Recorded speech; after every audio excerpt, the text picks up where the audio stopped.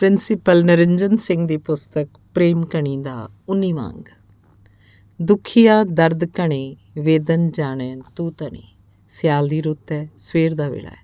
ਸੂਰਜ ਦੇਵਤੇ ਦੀਆਂ ਕਿਰਨਾਂ ਬਹੁਤ ਮਨ ਭਾਉਂਦੀਆਂ ਹਨ। ਮਹਾਤਮਾ ਜੀ ਆਪਣੇ ਚੁਬਾਰੇ ਦੇ ਸਾਹਮਣੇ ਇੱਕ ਚਟਾਈ 'ਤੇ ਚੌਂਕੜੀ ਮਾਰ ਕੇ ਬੈਠੇ ਹਨ। ਸਾਹਮਣੇ ਇੱਕ ਹੋਰ ਚਟਾਈ 'ਤੇ ਦੇਵੀ ਤੇ ਰਾਧਾ ਬੈਠੀਆਂ। ਦੇਵੀ ਨੇ ਮਹਾਤਮਾ ਜੀ ਦੀ ਹੇਠ ਲਿਖੀ ਵਿਚਾਰ ਸ਼ੁਰੂ ਕੀਤੀ। ਮਹਾਤਮਾ ਜੀ, ਇਹ ਦੱਸੋ ਕਿ ਮਨ ਵਿਸ਼ੇ ਵਿਕਾਰਾਂ ਤੋਂ ਬਿਲਕੁਲ ਰਹਿਤ ਕਿਸ ਤਰ੍ਹਾਂ ਹੋਵੇ। ਦੇਵੀ, ਤੂੰ ਤਾਂ ਬਾਬਾ ਪਰਮਹੰਸ ਦਾ ਸਰੂਪ ਹੈ, ਤੇਰੇ ਲਾਗੇ ਵਿਸ਼ੇ ਵਿਕਾਰ ਕਿੱਥੇ। ਮਹਾਤਮਾ ਜੀ, ਮੈਂ ਆਪ ਦੇ ਹੁਕਮ ਅਨੁਸਾਰ ਸਾਰੀ ਜਾਇਦਾਦ ਆਸ਼ਰਮਾਂ ਦੇ ਨਾਲ ਲਵਾਈ ਜਾਂਦੀ ਹਾਂ, ਪਰ ਕਦੀ ਕਦੀ ਮੇਰੇ ਅੰਦਰ ਲੋਭ ਲਹਿਰ ਉੱਠਦੀ ਹੈ। ਮੈਂ ਸੋਚਦੀ ਹਾਂ ਜਦ ਸਾਰੀ ਜਾਇਦਾਦ ਇਸ ਤਰ੍ਹਾਂ ਖਤਮ ਹੋ ਗਈ ਤਾਂ ਮੈਂ ਖਾਵਾਂਗੀ ਕਿੱਥੋਂ। ਦੱਸੋ, ਇਹ ਵਿਕਾਰ ਨਹੀਂ। ਪਰਮਾਤਮਾ 'ਤੇ ਪੂਰਨ ਭਰੋਸਾ ਰੱਖੋ ਅਤੇ ਵਿਸ਼ੇ ਵਿਕਾਰਾਂ ਤੋਂ ਖਲਾਸੀ ਤਦ ਹੀ ਹੋ ਸਕਦੀ ਹੈ ਜਦ ਮਨ ਦੀ ਲਿਵ ਪਰਮਾਤਮਾ ਦੇ ਚਰਨਾਂ ਨਾਲ ਅੱਠੇ ਪੈਰ ਜੁੜੀ ਰਹੇ। ਮਹਾਤਮਾ ਜੀ, ਜਰਾ ਵਿਸਥਾਰ ਨਾਲ ਇਹ ਸਾਰੀ ਗੱਲ ਸਪਸ਼ਟ ਕਰੋ। ਆਨੰਦ ਸਾਹਿਬ 'ਚ ਲਿਖਿਆ, ਲਿਵ ਛੁੜਕੀ ਲੱਗੀ ਤ੍ਰਿਸ਼ਨਾ ਮਾਇਆ ਅਮਰ ਵਰਤਾਇਆ। ਅਤੇ ਜਦ ਪਰਮਾਤਮਾ ਦੇ ਚਰਨਾਂ ਨਾਲੋਂ ਲਿਵ ਟੁੱਟ ਜਾਏ ਤਾਂ ਮਨ 'ਚ ਮਾਇਆ ਅਥਵਾ ਵਿਸ਼ੇ ਵਿਕਾਰਾਂ ਦਾ ਰਾਜ ਹੋ ਜਾਂਦਾ ਹੈ।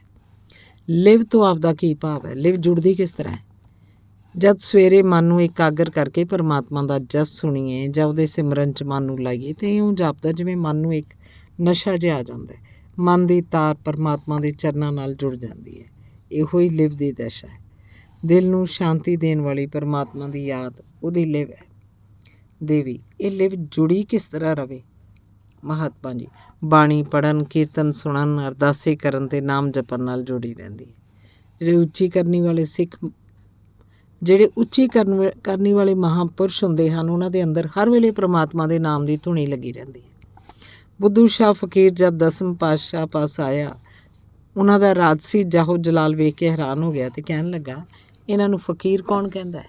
ਇਹਨਾਂ ਨੂੰ ਪਰਮਾਤਮਾ ਦਾ ਨਾਂ ਕਦੇ ਯਾਦ ਨਹੀਂ ਆਇਆ। ਫਿਰ ਵੀ ਸਾਰੀ ਗੱਲ ਚੰਗੀ ਤਰ੍ਹਾਂ ਵੇਖਣ ਲਈ ਕੁਝ ਦਿਨ ਗੁਰੂ ਜੀ ਦੇ ਪਾਸ ਰਿਹਾ ਅਤੇ ਇੱਕ ਦਿਨ ਗੁਰੂ ਜੀ ਸ਼ਿਕਾਰ ਨੂੰ ਚੜ੍ਹੇ, ਪੀਰ ਸਾਹਿਬ ਵੀ ਨਾਲ ਸੀ। ਅਤੇ ਜਦੋਂ ਗੁਰੂ ਜੀ ਨੇ ਸ਼ੇਰ ਨੂੰ ਤੀਰ ਮਾਰਿਆ ਤਾਂ ਮੂੰਹ 'ਚੋਂ ਬਾਣੀ ਦਾ ਪ੍ਰਵਾਹ ਚੱਲ ਪਿਆ।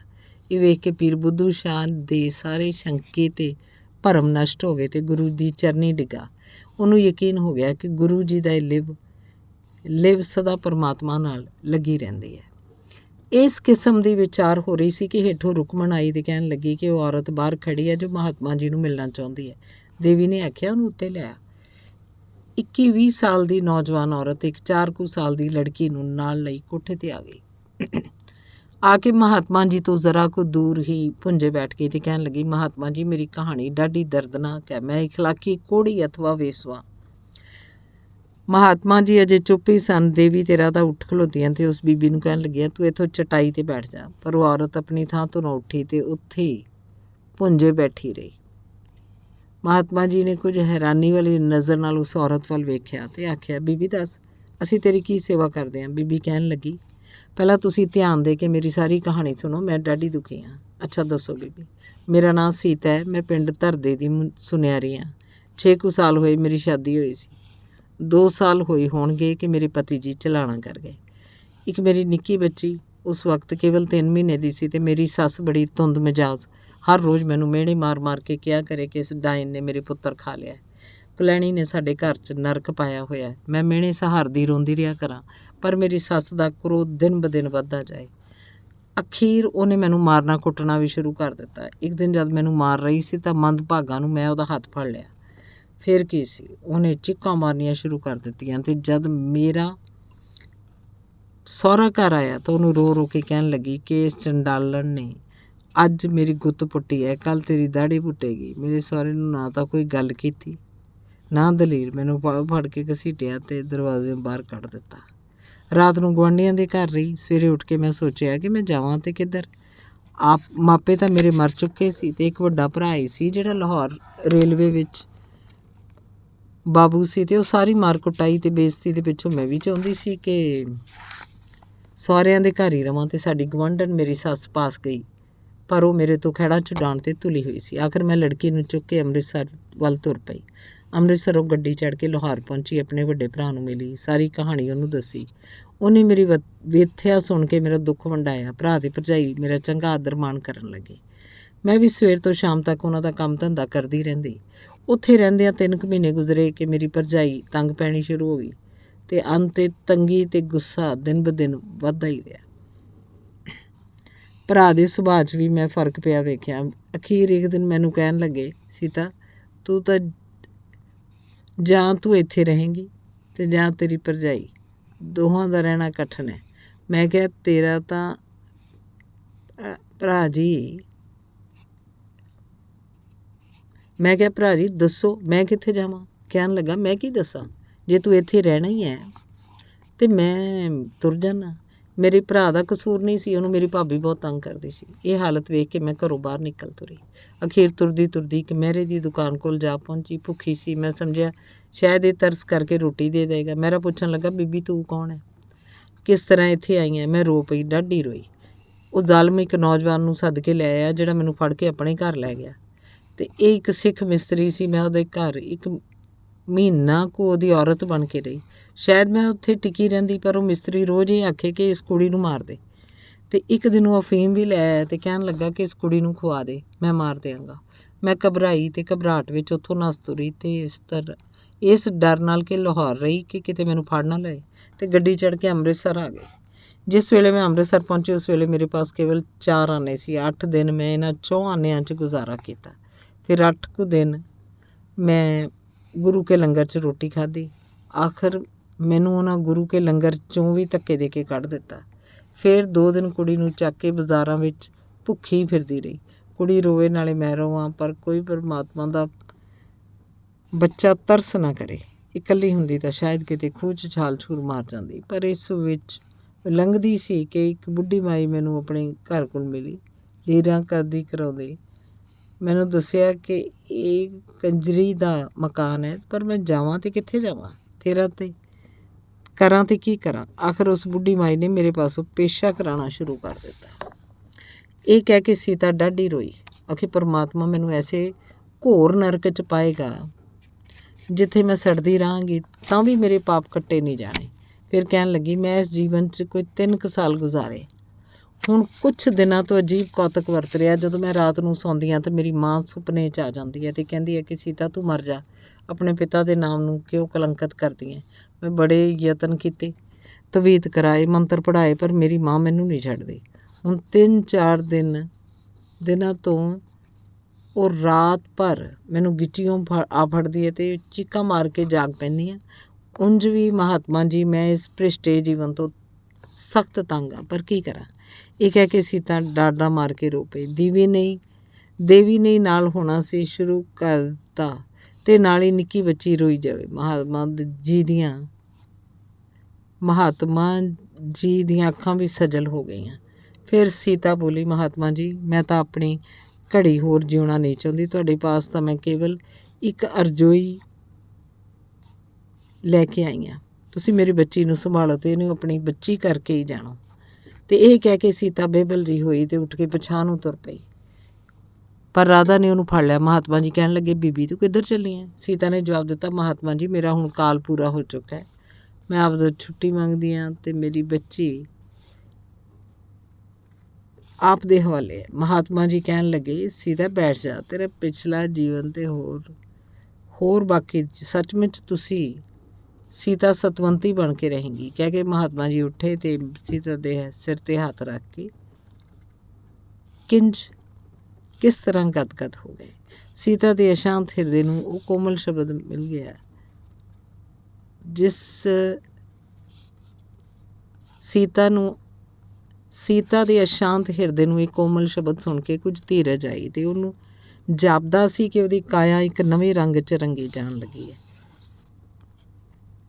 ਇਹ ਸਾਰੀ ਵਿਥਿਆ ਜੇ ਖਤਮ ਹੀ ਹੋਈ ਸੀ ਕਿ ਮਹਾਤਮਾ ਜੀ ਕਹਿਣ ਲੱਗੇ, ਅੱਛਾ ਆਓ ਹੁਣ ਕੀਰਤਨ ਕਰੀਏ। ਮਹਾਤਮਾ ਜੀ ਨੇ ਬੜੇ ਪ੍ਰੇਮ ਨਾਲ 2 ਸ਼ਬਦ ਪੜ੍ਹੇ। ਪਹਿਲਾ ਸ਼ਬਦ, ਹਰ ਕੇ ਨਾਮ ਸਦਾ ਸੁਖਦਾਈ, ਹਰ ਕੋ ਨਾਮ ਸਦਾ ਸੁਖਦਾਈ, ਜਾਂ ਕੋ ਸਿਮਰ ਜਾਮਲ ਉਧਰੇ ਉਗਨ ਕਾਹੂ ਗਤ ਪਾਈ, पंचाली को राजसभा में राम नाम सुधाई, ताको दुख हरियो करुणा में अपनी सेज बछाई, सर जे नर जस कृपा निध गायो, ताको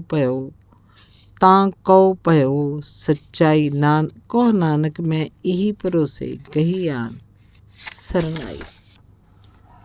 ਤੇ ਦੂਜਾ ਸ਼ਬਦ ਭਾਈ ਗੁਰਦਾਸ ਜੀ ਦੀਆਂ ਵਾਰਾਂ 'ਚੋਂ ਇਹ ਸੀ ਕਿ ਅੰਦਰ ਸਭਾ ਦੁਸਾਸਣੇ, ਮੱਥੇ ਵੱਲ ਵਾਲ ਦ੍ਰੋਪਤੀ ਆਂਦੀ, ਦੂਤਾਂ ਨੂੰ ਫਰਮਾਇਆ ਨੰਗੀ ਕਰੋ ਪੰਚਾਲੀ ਬਾਂਦੀ, ਪੰਜੇ ਪਾਂਡੂ ਵੇਖਦੇ ਔਕਟ ਰੂਪੀ ਨਾਰ ਜਿਨ੍ਹਾਂ ਦੀ ਅੱਖੀ ਮੇੜ ਧਿਆਨ ਧਰ ਆਹਾ ਕ੍ਰਿਸ਼ਨ ਕਰੇ ਬਿਲ ਲਾਂਦੇ ਕੱਪੜ ਕੋਟ ਉਸਾਰਿਆਂ ਥੱਕੇ ਦੂਤ ਨਾ ਪਾਰ ਵਸਾਂਦੀ ਹੱਥ ਮਰੋੜਨ ਸਿਰ ਧੁਣਨ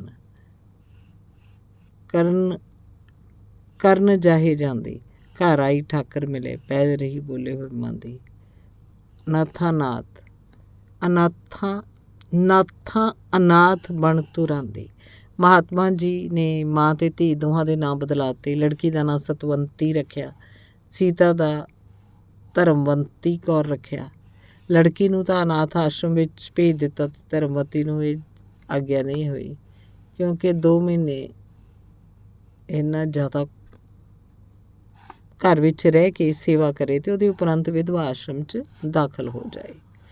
ਧਰਮਵਤੀ ਨੇ ਆਗਿਆ ਹੋਈ ਕਿ 6 ਮਹੀਨੇ ਘਰ 'ਚ ਰਹਿ ਕੇ ਸੇਵਾ ਕਰੇ ਤੇ ਉਸ ਉਪਰੰਤ ਵਿਧਵਾ ਆਸ਼ਰਮ 'ਚ ਦਾਖਲ ਹੋ ਸਕੇ। ਅੰਗ 20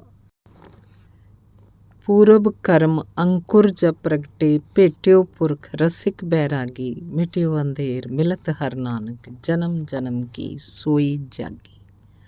ਰਾਮ ਸਿੰਘ 'ਚ ਜਮਾਂਦਰੂ ਕਈ ਵੱਡੇ ਗੁਣ ਸਨ। ਮਿੱਤਰਾਂ ਦਾ ਪੱਕਾ ਮਿੱਤਰ ਸੀ, ਇਰਾਦੇ ਦਾ ਮਜ਼ਬੂਤ ਤੇ ਦਿਲ ਦਾ ਬਹਾਦਰ ਸੀ। ਪਰ ਬਚਪਨ ਤੋਂ ਹੀ ਕੁਸੰਗਤ 'ਚ ਪੈ ਗਿਆ। ਪਹਿਲਾਂ ਚੋਰੀ ਸਿੱਖੀ, ਫਿਰ ਹੋਰ ਵੀ ਸਭ ਬੁਰੇ ਕਸਬ ਕਰਨੇ ਸ਼ੁਰੂ ਕੀਤੇ ਤੇ ਜਦ ਸੇਠ ਕੇਸ਼ੋ ਰਾਮ ਦੇ ਚੁੱਕੇ ਚੁਕਾਏ ਉਹਨੇ ਮਹਾਤਮਾ ਜੀ ਦੇ ਸਿਰ 'ਚ ਜੁੱਤੀਆਂ ਮਾਰੀਆਂ ਤਾਂ ਉਹਦਾ ਹਿਰਦਾ ਕੰਬ ਗਿਆ ਸੀ। ਉਹਨੇ ਆਪਣੇ ਜੀਵਨ 'ਚ ਇਹੋ ਜਿਹਾ ਬੰਦਾ ਕੋਈ ਨਹੀਂ ਸੀ ਵੇਖਿਆ ਜਿਹਨੂੰ ਸਿਰ 'ਚ ਜੁੱਤੀਆਂ ਮਾਰੀਆਂ ਜਾਣ ਤੇ ਉਹ ਨਾ ਹੱਥ ਚੁੱਕੇ, ਨਾ ਦੌੜੇ, ਨਾ ਗਲ ਕੱਢੇ, ਨਾ ਹੀ ਮੱਥੇ 'ਤੇ ਵੱਟ ਪਾਏ। ਤੇ ਮਹਾਤਮਾ ਜੀ ਦੇ ਇਸ ਵਤੀਰੇ ਨਾਲ ਉਹ ਠੱਠੰਬਰ ਗਿਆ ਸੀ। ਉਹਦਾ ਕਠੋਰ ਹਿਰਦਾ ਵੀ ਦਰਵ ਗਿਆ ਤੇ ਦੂਜੀ ਵਾਰ ਜਦ ਮਹਾਤਮਾ ਜੀ ਨੂੰ ਕਤਲ ਕਰਨ ਦੀ ਗੋਂਦ ਗੁੰਦੀ ਗਈ ਤਾਂ ਉਹਦਾ ਇਕਲੌਤਾ ਪੁੱਤਰ ਮਰ ਗਿਆ। ਇਸ ਗੱਲ ਦਾ ਵੀ ਉਹਦੇ ਦਿਲ 'ਤੇ ਡੂੰਘਾ ਅਸਰ ਹੋਇਆ। ਪਰ ਸਾਰੀ ਉਮਰ ਦੀਆਂ ਵਾਦੀਆਂ ਥੋੜ੍ਹੇ ਚਿਰ 'ਚ ਦੂਰ ਨਹੀਂ ਹੋ ਸਕਦੀਆਂ। ਦੁੱਖ 'ਚ ਮਨੁੱਖ ਦਾ ਹਿਰਦਾ ਕੋਮਲ ਹੋ ਜਾਂਦਾ ਹੈ। ਉੱਚੇ ਜਜ਼ਬੇ ਉੱਤੇ ਬਹੁਤ ਛੇਤੀ ਅਸਰ ਕਰਦੇ ਆ, ਪਰ ਫਿਰ ਸੁੱਖਾਂ ਦੇ ਜੀਵਨ 'ਚ ਆਦਮੀ ਗਰਸ ਕੇ ਦੁੱਖ ਵੇਲੇ ਦੇ ਜਜ਼ਬਿਆਂ ਨੂੰ ਭੁੱਲ ਜਾਂਦਾ। ਇਸੇ ਲਈ ਗੁਰੂ ਜੀ ਨੇ ਲਿਖਿਆ, ਦੁੱਖ ਦਾਰੂ ਸੁੱਖ ਰੋਗ ਪਿਆ। ਆਪਣੇ ਬੱਚੇ ਦੇ ਮਰਨ ਤੋਂ ਪਿੱਛੋਂ ਜਦ ਉਹਦੀ ਵਹੁਟੀ ਵੀ ਉਹਨੂੰ ਛੱਡ ਗਈ, ਹੋਰ ਵੀ ਚੁਫੇਰਿਆਂ ਉਹਦੀ ਬੇਪਤੀ ਹੋਈ ਤਾਂ ਰਾਮ ਸਿੰਘ ਨੇ ਆਪਣੇ ਮਨ 'ਚ ਪ੍ਰਣ ਕੀਤਾ ਕਿ ਹੁਣ ਜੀਵਨ ਨੂੰ ਗੁਰਸਿੱਖੀ 'ਚ ਢਾਲਾਂਗਾ। ਇਸ ਪ੍ਰਣ ਨੂੰ ਪੂਰਾ ਕਰਨ ਵਾਸਤੇ ਇੱਕ ਦਿਨ ਉਹ ਦਰਬਾਰ ਸਾਹਿਬ ਵੀ ਗਿਆ। ਰਾਮ ਸਿੰਘ ਇਰਾਦੇ ਦਾ ਵੀ ਬੜਾ ਮਜ਼ਬੂਤ ਸੀ। ਫਿਰ ਵੀ ਜੀਵਨ ਦਾ ਇੰਨੀ ਛੇਤੀ ਬਦਲਣਾ ਕੋਈ ਸੌਖਾ ਕੰਮ ਨਹੀਂ।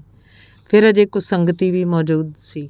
ਪਿਛਲੀਆਂ ਵਹਿਣਾਂ 'ਚ ਪੈ ਗਿਆ। ਜਦੋਂ ਬਿਮਾਰ ਹੋਇਆ ਉਹਦੇ ਮਿੱਤਰਾਂ ਨੇ ਉਹਦਾ ਮੰਜਾ ਵੀ ਕੱਢ ਕੇ ਬਾਜ਼ਾਰ 'ਚ ਰੱਖ ਦਿੱਤਾ ਤਾਂ ਉਹਨੂੰ ਪੱਕਾ ਯਕੀਨ ਹੋਇਆ ਕਿ ਦੁਨੀਆ ਮਤਲਬ ਦੀ ਹੈ। ਸੁਖ ਮੈਂ ਆਨ ਬਹੁਤ ਮਿਲ ਬੈਠਤ ਰਹਿਤ ਚੌ ਦਿਸ ਕੀ ਰਹਿ ਬਿਪਤ ਪਰੀ ਸਭ ਹੀ ਸੰਗ ਛਾੜਤ ਕਉ ਨਾ ਵਤਨੇ ਰਹਿ। ਕੋਈ ਕਮਜ਼ੋਰ ਦਿਲ ਵਾਲਾ ਹੁੰਦਾ ਤਾਂ ਉਹ ਉਸ ਦੁਰਦਸ਼ਾ ਵਿੱਚ ਗਸ਼ ਖਾ ਕੇ ਮਰ ਜਾਂਦਾ। ਰਾਮ ਸਿੰਘ ਬਹਾਦਰ ਸੀ, ਬਿਪਤਾ ਨੂੰ ਵੇਖ ਕੇ ਡੋਲਿਆ ਨਹੀਂ। ਤੇ ਜਦ ਮਹਾਤਮਾ ਜੀ ਤੇ ਦੇਵੀ ਬਿਮਾਰੀ ਦੇ ਵੇਲੇ ਉਹਦੇ ਪਾਸ ਗਏ ਤਾਂ ਪਹਿਲਾਂ ਉਹ ਮਹਾਤਮਾ ਜੀ ਦੇ ਨੂਰਾਨੀ ਚਿਹਰੇ ਵੱਲ ਵੇਖ ਕੇ ਸ਼ਰਮਾਇਆ। ਫਿਰ ਜਦ ਉਹਨਾਂ ਮੰਜਾ ਆਪ ਚੁੱਕਿਆ ਤਾਂ ਉਹਦਾ ਲੂਹ ਨੂੰ ਸ਼ੁਕਰੀਏ ਨਾਲ ਭਰ ਗਿਆ। ਮਹਾਤਮਾ ਜੀ ਤੇ ਦੇਵੀ ਨੇ ਉਹਦੀ ਇੰਨੀ ਸੇਵਾ ਕੀਤੀ ਜਿੰਨੀ ਮਾਪੇ ਆਪਣੇ ਬਿਮਾਰ ਬੱਚੇ ਦੀ ਵੀ ਨਹੀਂ ਕਰਦੇ। ਇਹਦਾ ਉਹਦੇ ਹਿਰਦੇ 'ਤੇ ਬਹੁਤ ਡੂੰਘਾ ਅਸਰ ਪਿਆ ਤੇ ਜਦ ਉਹ ਰਾਜ਼ੀ ਹੋਇਆ ਤਾਂ ਮਹਾਤਮਾ ਜੀ ਬਿਮਾਰ ਹੋ ਗਏ ਤੇ ਉਹਨੂੰ ਇਹ ਖਿਆਲ ਆਇਆ ਕਿ ਮੈਂ ਹੀ ਮਹਾਤਮਾ ਜੀ ਦੀ ਬਿਮਾਰੀ ਦਾ ਕਾਰਨ ਹਾਂ। ਇਸ ਗੱਲ 'ਚ ਤਾਂ ਉਹ ਬੌਲਾ ਹੀ ਹੋਇਆ ਫਿਰੇ। ਮਹਾਤਮਾ ਜੀ ਦੀ ਸਿਹਤ ਲਈ ਸਾਰਾ ਦਿਨ ਅਰਦਾਸੇ ਕਰਦਾ ਰਹੇ। ਦਰਬਾਰ ਸਾਹਿਬ ਜਾ ਕੇ ਵੀ ਕਿੰਨਾ ਚਿਰ ਹੱਥ ਜੋੜ ਕੇ ਖੜਾ ਰਹੇ, ਕਹੇ ਵੀ ਹੇ ਗੁਰੂ ਰਾਮਦਾਸ ਮੇਰੇ 'ਤੇ ਕਿਰਪਾ ਕਰੋ, ਮੇਰਾ ਬਾਕੀ ਦਾ ਜੀਵਨ ਮਹਾਤਮਾ ਜੀ ਨੂੰ ਬਖਸ਼ੋ। ਆਖਰ ਜਦ ਪਰਮਾਤਮਾ ਨੇ ਕਿਰਪਾ ਕੀਤੀ, ਮਹਾਤਮਾ ਜੀ ਰਾਜੀ ਹੋਏ ਤਾਂ ਉਹਨੂੰ ਵੀ ਖੁਸ਼ੀ ਹੋਈ। ਅਜੇ ਮਹਾਤਮਾ ਜੀ ਨੂੰ ਰੋਟੀ ਖਾਂਦਿਆਂ 2-4 ਦਿਨ ਹੀ ਹੋਏ ਸੀ ਤਾਂ ਇੱਕ ਦਿਨ ਰਾਮ ਸਿੰਘ ਉਹਨਾਂ ਪਾਸ ਗਿਆ ਤੇ ਕੋਲ ਜਾ ਕੇ ਬੈਠ ਗਿਆ। ਮਹਾਤਮਾ ਜੀ ਕਹਿਣ ਲੱਗੇ, ਕਿਉਂ ਭਾਈ ਰਾਮ ਸਿੰਘ ਜੀ, ਕੀ ਹਾਲ ਹੈ? ਰਾਮ ਸਿੰਘ ਦੀਆਂ ਅੱਖਾਂ 'ਚ ਹੰਝੂ ਆ ਗਏ। ਮਹਾਤਮਾ ਜੀ ਉਹਦੇ ਅੰਦਰੂਨੀ ਭਾਵਾਂ ਨੂੰ ਸਮਝ ਗਏ ਤੇ ਉਹਨੂੰ ਆਪਣੇ ਕੋਲ ਬਿਠਾ ਕੇ ਉਹਦੇ ਸਿਰ 'ਤੇ ਹੱਥ ਰੱਖ ਕੇ ਕਹਿਣ ਲੱਗੇ, ਵੇਖ ਭਾਈ ਰਾਮ ਸਿਆ, ਤੂੰ ਹੁਣ ਰਾਮੂ ਨਹੀਂ, ਸਾਰਾ ਸ਼ਹਿਰ ਤੇਰੀ ਭਾਈ ਰਾਮ ਸਿੰਘ ਕਹਿ ਕੇ ਇੱਜ਼ਤ ਕਰੇਗਾ। ਰਾਮ ਸਿੰਘ ਰੋ ਪਿਆ, ਕਹਿਣ ਲੱਗਾ, ਮਹਾਤਮਾ ਜੀ ਮੈਂ ਬੜਾ ਪਾਪੀ ਹਾਂ। ਮਹਾਤਮਾ ਜੀ ਕਹਿਣ ਲੱਗੇ, ਤੇਰੇ ਹੰਝੂ ਤੇਰੇ ਪਾਪਾਂ ਨੂੰ ਧੋ ਰਹੇ ਨੇ, ਤੇਰਾ ਹਿਰਦਾ ਸ਼ੀਸ਼ੇ ਵਾਂਗ ਸਾਫ਼ ਹੋ ਜਾਏਗਾ। ਸੰਸਾਰ 'ਚ ਕੇਵਲ ਇੱਕ ਪਰਮਾਤਮਾ ਦੀ ਜੋਤ ਵੇਖ। ਦੁੱਖ ਸੁੱਖ 'ਚ ਹਰ ਵੇਲੇ ਪਰਮਾਤਮਾ ਅੱਗੇ ਅਰਦਾਸ ਕੀਤਾ ਕਰ ਤੇ ਜਿਸ ਆਦਮੀ ਦਾ ਹਿਰਦਾ ਸਵੱਛ ਹੈ ਉਸ 'ਚੋਂ ਪਰਮਾਤਮਾ ਦੀ ਰਹਿਮਤ ਦੀ ਨਦੀ ਹਰ ਵਕਤ ਵਗਦੀ ਰਹਿੰਦੀ ਹੈ ਤੇ ਸੰਸਾਰ ਦੇ ਕਈ ਪਾਪੀ ਜੀਵਾਂ ਦਾ ਉਧਾਰ ਕਰਦੀ ਹੈ। ਭਾਈ ਰਾਮ ਸਿੰਘ ਨੂੰ ਇਉਂ ਭਾਸੇ ਕਿ ਮਹਾਤਮਾ ਜੀ ਉਹਦੇ ਰੋਮ ਰੋਮ 'ਚ ਧੱਸ ਗਏ ਹੈ। ਉਹਦੇ ਜੀਵਨ ਦਾ ਰੰਗ ਬਦਲ ਗਿਆ। ਹਰ ਵੇਲੇ ਮਹਾਤਮਾ ਜੀ ਦੀ ਸੰਗਤ 'ਚ ਰਹਿਣਾ ਜੋ ਉਹਨਾਂ ਬਚਨ ਕਰਨਾ, ਉਹਨੂੰ ਸਿਰ ਮੱਥੇ 'ਤੇ ਮੰਨਣਾ ਅਤੇ ਉਹਨਾਂ ਦੀ ਹਰ ਕਿਸਮ ਦੀ ਸੇਵਾ ਕਰਕੇ ਆਪਣੇ ਧਨ ਭਾਗ ਸਮਝਣਾ। ਇਹਨਾਂ ਸਾਰੀਆਂ ਗੱਲਾਂ ਕਰਕੇ ਭਾਈ ਰਾਮ ਸਿੰਘ ਸੱਚਮੁੱਚ ਖੂਨੀ ਮਨੁੱਖ ਤੋਂ ਸੰਤ ਬਣ ਗਿਆ।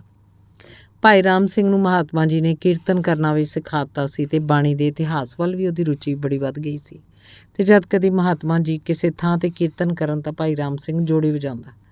ਭਾਈ ਰਾਮ ਸਿੰਘ ਦੀ ਰਹਿਣੀ ਬਹਿਣੀ ਰੰਗ ਰੂਪ ਇੰਨੇ ਬਦਲ ਗਏ ਕਿ ਜਦ ਉਹਦੀ ਸਕੀ ਭੈਣ ਵੀ ਉਹਨੂੰ ਮਿਲਣ ਆਈ ਤਾਂ ਉਹਨੂੰ ਵੇਖ ਕੇ ਹੈਰਾਨ ਰਹਿ ਗਈ।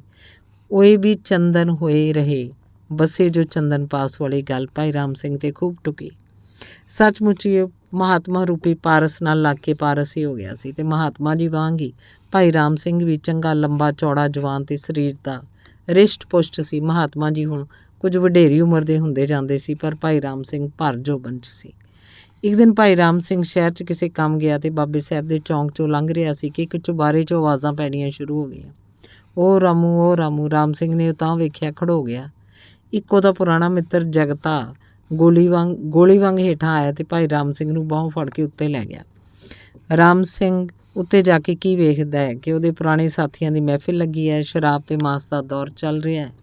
ਭਾਈ ਰਾਮ ਸਿੰਘ ਜਾ ਕੇ ਬੈਠਾ ਅਤੇ ਉਹਦੇ ਸਾਹਮਣੇ ਵੀ ਮਾਸ ਦੀ ਪਲੇਟ ਅਤੇ ਸ਼ਰਾਬ ਦਾ ਪਿਆਲਾ ਆ ਗਿਆ। ਭਾਈ ਰਾਮ ਸਿੰਘ ਮੁਸਕਰਾਇਆ ਅਤੇ ਉਹਦੇ ਸਾਥੀ ਉਹਨੂੰ ਭਾਂਤ ਦੀਆਂ ਟਿਚਕਰਾਂ ਮਖੌਲ ਕਰਨ ਲੱਗ ਪਏ। ਭਾਈ ਰਾਮ ਸਿੰਘ ਉੱਠ ਕੇ ਖਲੋ ਗਿਆ, ਹੱਥ ਜੋੜ ਕੇ ਕਹਿਣ ਲੱਗਾ, ਪਿਆਰੇ ਮਿੱਤਰੋ, ਇਹ ਜੀਵਨ ਜੋ ਅਸੀਂ ਇਕੱਠੇ ਗੁਜ਼ਾਰਦੇ ਰਹੇ ਇੱਕ ਫੋਕਾ ਜੀਵਨ ਹੈ। ਮਾਸ ਖਾਣ ਅਤੇ ਸ਼ਰਾਬ ਪੀਣ ਦਾ ਵੀ ਆਪਣਾ ਸਵਾਦ ਹੈ, ਪਰ ਇਹਦੇ ਨਾਲ ਉਹ ਠੰਡ ਪ੍ਰਾਪਤ ਨਹੀਂ ਹੁੰਦੀ ਜੋ ਮਨ ਦੀ ਬਿਰਤੀ ਬਦਲਾਇਆ ਹੋ ਸਕਦੀ ਹੈ। ਭਰਾਓ, ਸੋ ਜਾਣੇ ਜਿਨ ਚਾਖਿਆ ਹਰ ਨਾਮ ਅਮੋਲਾ। ਤੁਸੀਂ ਸਮਝਦੇ ਹੋਵੋਗੇ ਕਿ ਮੈਂ ਪਖੰਡੀ ਜਾਂ ਪਾਗਲ ਹੋ ਗਿਆ। ਇਹ ਸੱਚ ਹੈ ਕਿ ਮੈਂ ਬੌਲਾ ਹੋ ਗਿਆ। ਉਹ ਪਰਮਾਤਮਾ ਨੇ ਜਿਹਦੀ ਮੈਂ ਇੱਕ ਵਾਰੀ ਇੰਨੀ ਨਿਰਾਦਰੀ ਕੀਤੀ ਉਹ ਮਹਾਤਮਾ ਨੇ ਜਿਹਦੀ ਮੈਂ ਇੱਕ ਵਾਰੀ ਇੰਨੀ ਨਿਰਾਦਰੀ ਕੀਤੀ ਸੀ, ਆਪਣੀ ਪਵਿੱਤਰਤਾ ਅਤੇ ਪ੍ਰੇਮ ਨਾਲ ਮੇਰਾ ਮਨ ਜਿੱਤ ਲਿਆ ਅਤੇ ਮੇਰੇ ਸਿਰ 'ਤੇ ਆਪਣਾ ਹੱਥ ਰੱਖ ਕੇ ਮੇਰੀ ਕਾਇਆ ਹੀ ਪਲਟ ਦਿੱਤੀ ਹੈ। ਸ਼ਰਾਬੀਆਂ ਦੀ ਲੁੱਚ ਮੰਡਲੀ ਜੁੜੀ ਹੋਈ ਸੀ, ਭਲਾ ਉਹਨਾਂ ਉੱਤੇ ਇਹਨਾਂ ਗੱਲਾਂ ਦਾ ਕੀ ਅਸਰ ਹੋਣਾ ਸੀ। ਕਹਿਣ ਲੱਗੇ, ਰਾਮੂ, ਅਸੀਂ ਸਭ ਸਮਝਦੇ ਹਾਂ ਤੂੰ ਠੱਗੀਆਂ ਕਿਹਦੇ ਨਾਲ ਕਰਦਾ ਹੈ, ਚੰਗਾ ਖਾਨਾ ਹੈ, ਚੰਗਾ ਲਾਨਾ ਹੈ, ਕ੍ਰਿਸ਼ਨ ਵਾਂਗ ਗੋਪੀਆਂ 'ਚ ਖੇਡਦਾ ਹੈ। ਇਹੋ ਜਿਹੀਆਂ ਗੱਲਾਂ ਉਹਨਾਂ ਸ਼ੁਰੂ ਕੀਤੀਆਂ ਕਿ ਭਾਈ ਰਾਮ ਸਿੰਘ ਉੱਠ ਖਲੋਤਾ ਅਤੇ ਕਹਿ ਕੇ ਚੁਬਾਰਿਓਂ ਹੇਠਾਂ ਉਤਰ ਆਇਆ ਵੀ ਦੋਸਤੋ, ਅਜੇ ਵਕਤ ਨਹੀਂ ਆਇਆ। ਜਦ ਦੁੱਖ ਰੂਪੀ ਅਗਨੀ ਨਾਲ ਤੁਹਾਡੇ ਮਨ ਪਿਘਲਣਗੇ ਤਾਂ ਤੁਹਾਨੂੰ ਇਸ ਸ਼ਰਾਬ ਦੀ ਮਸਤੀ ਦੇ ਜੀਵਨ ਨਾਲੋਂ ਇੱਕ ਉੱਚੇ ਜੀਵਨ ਦੀ ਸੋਝੀ ਪੈਣ ਦੀ ਸੰਭਾਵਨਾ ਹੋਏਗੀ। ਧੰਨਵਾਦ।